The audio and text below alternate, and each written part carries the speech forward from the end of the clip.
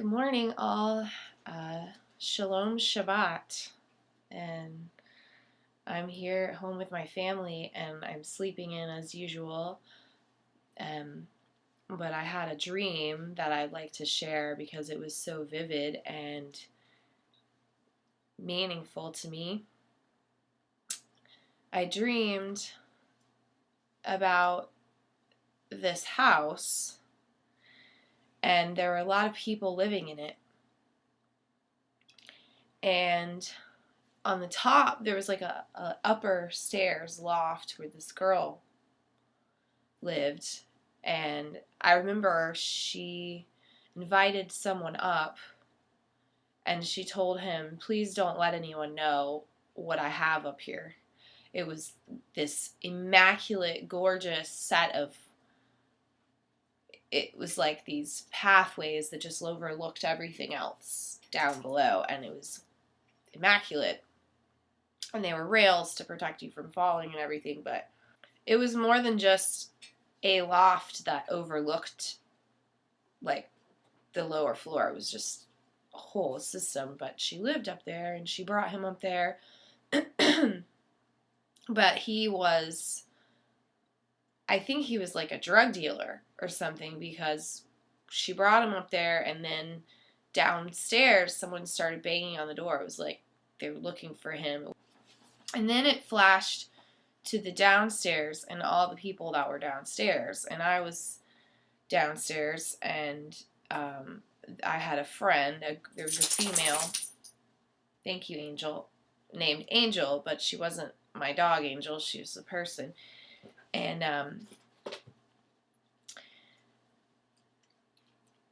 there was all this food. And no, you can't get on my lap. You can't right now. No. There was all this food throughout the house, and there was like these cinnamon rolls. They were in a container, and there was like spaghetti, and it was in the fridge, and these people that lived there had bought all the food that they could buy at one time with all their money and all the food that was available, because I guess they were afraid that there wouldn't be more food later. But what was happening is this food was getting spoiled because they couldn't eat it in time, so it would go bad, like the spaghetti or these cinnamon rolls on the counter. They were in a container, but like a lizard got in, and they were like trying to save the food. And like, so they would get out the lizard and like, oh, should I still eat this? It's, it's bad. And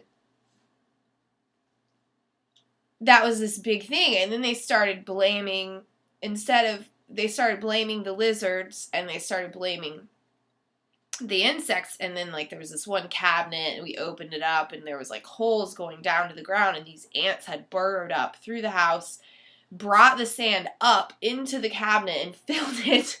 It was like an ant farm, but it was like in the cabinet. And I said to my friend Angel, I said, well, I don't like pesticides in the street, but I guess we're gonna have to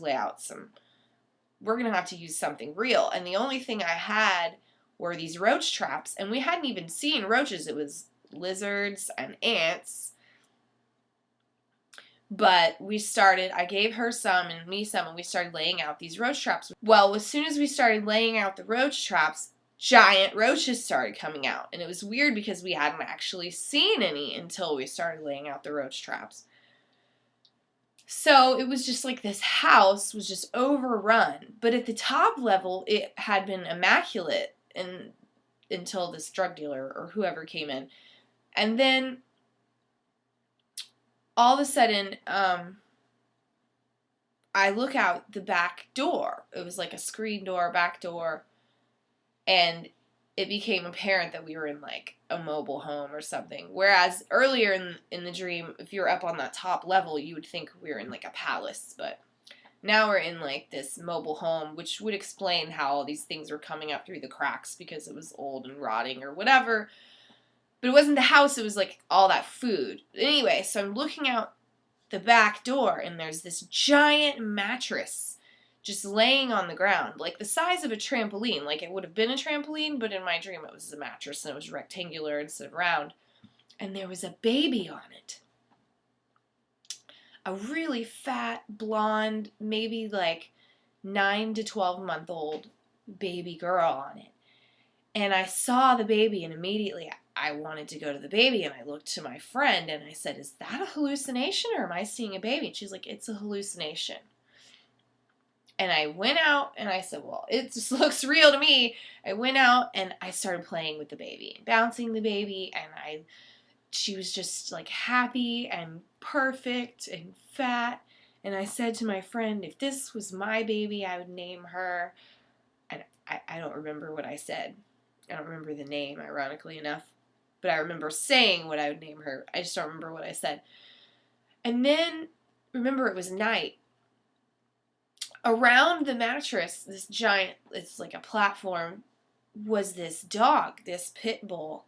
And it had been circling, but it wasn't like looking like a threat until this moment when the pit bull started growling and baring its teeth and rounding the mattress, and I was afraid it was going to attack. And so I asked my friend again, "This is a hallucination, right?" I mean, because I thought this baby could be in trouble. And she said, "No, it's just a hallucination. It's not real." So I ran back inside and I left the baby on the mattress. And then the dream shifted.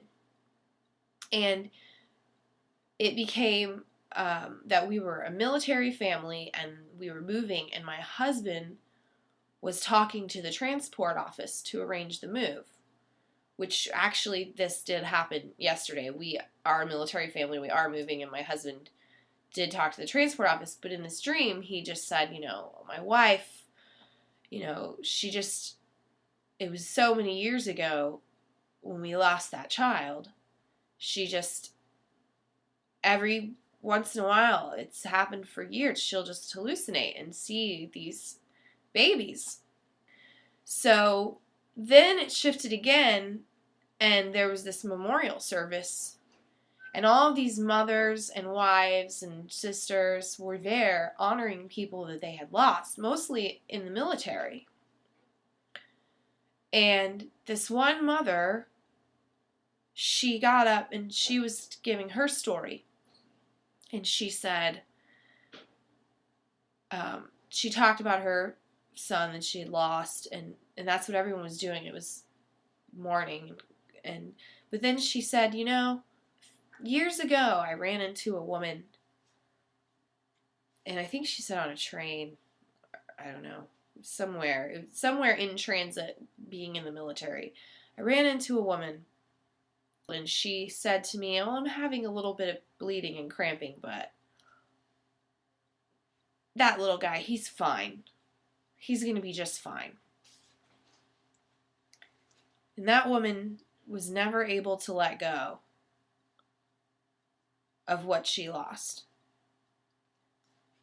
And I think it's about time that I sit down and have a talk with her about letting go of what's lost. And then the words just popped into my head in this dream. The seed is spoiled. And then I cried out and I woke up. And at first I thought, this is a message telling me that I'll never have children or whatever, and I just need to focus on my life.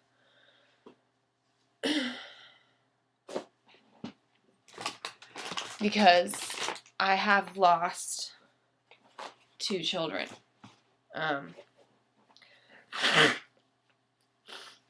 And I keep hoping that I'm going to get pregnant again. And so I have built my life choices around that. Much like the people who bought all that food. They bought so much food because they didn't really have faith, so their food spoiled.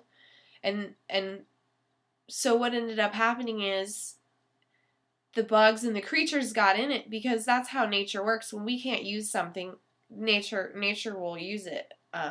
But then they started blaming, I say they because there were more people in this house, but I was part of it. They started blaming nature, and when really, I think that the reason that there were two parts to this story is the first part is a parable. Well, they're both kind of like parables, and it does relate to me, but it also relates to everything, like our whole society, because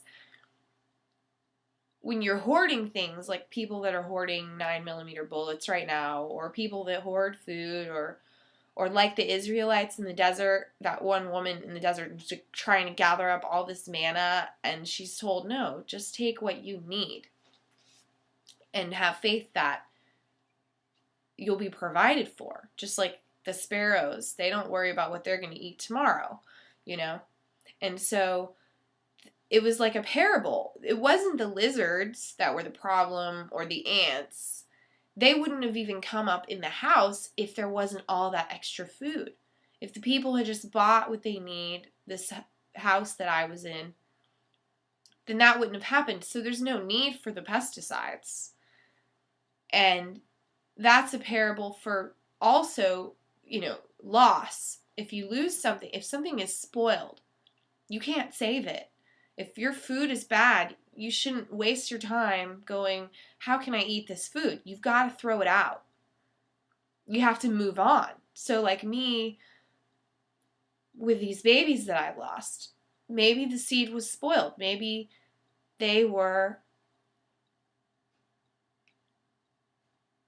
maybe it was for the best that I lost those babies. And so I'm not saying that maybe I'm almost hoarding in a way my life, hoarding away my power, waiting for something, and thereby spoiling my seed, just like other people are hoarding food and it's spoiling, and then they're still trying to eat it, and they're causing the bugs to come into their house. Much like our society is living in excess to the extent where we're spoiling the seed of our world. And that's what I think. I don't think it means I'm sterile forever. I think it does mean that I need to live my life differently and stop waiting and out of grief for something that I lost. We have to let that go. If it's spoiled,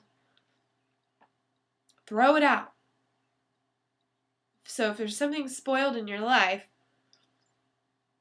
throw it out. And when you live and make your daily choices, you don't want to bring something bad in, like the drug dealer, because none of the filth started until that. But also, you don't want to hoard, because that in itself brings on the spoiling. That's what brings on the spoiling. We shouldn't be so arrogant to think that we can hoard all this stuff and we can control the environment and keep it from spoiling and keep the bugs from getting in and keep time from passing, and we can just eat all of it at one time. We're still going to need food the next week. You know what I mean? We're still going to need that, whether we have an abundance today or we fast and have one meal. It doesn't change our need in the future. And if it's spoiled, you can't have it. So I'm going to quit waiting for my